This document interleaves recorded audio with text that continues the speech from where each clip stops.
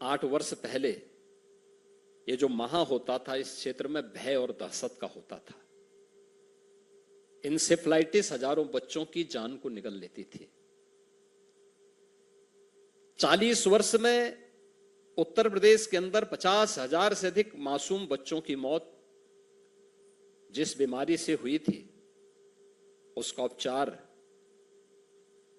2014 के बाद गंभीरता से उसका संपूर्ण उन्मूलन की दिशा में जो कार्य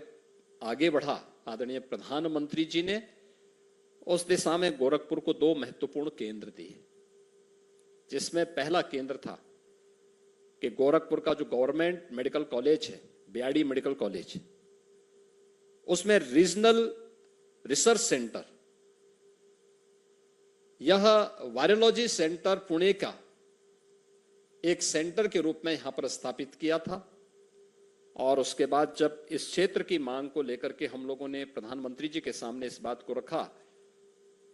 तो उन्होंने एम्स की भी आधारशिला गोरखपुर में रखने के लिए अपनी सहमति दी। और आज एम्स यानी जिसके बारे में हम कह सकते हैं कि इसका बीज, इसके बारे में हम कोई सिद्धांत गढ़ें और फिर उसका व्यावहारिक स्वरूप कैसे जमीनी धरातल पर उतारना है, तो उसको बीज से लेकर वट वृक्ष बनने की इस पूरी कथा में मैं एकमात्र ऐसा व्यक्ति हूं जो मंच पर बैठा हूं इस समारोह में और इस पूरी प्रक्रिया का हिस्सा रहा हूं।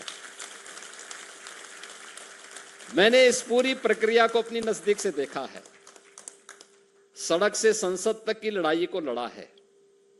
और आदरणीय प्रधानमंत्री जी के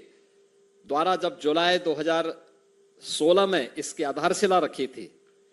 आधारशिला तो हमने रखी थी लेकिन हमारे पास लैंड नहीं थी। लेकिन सुखद संजोग ऐसा था, ईश्वर की कृपा ऐसी थी कि मार्च 17 में मैं ही चीफ मिनिस्टर बना और मैंने सबसे पहले इस लैंड को एम्स गोरखपुर के नाम पे करने का काम किया था।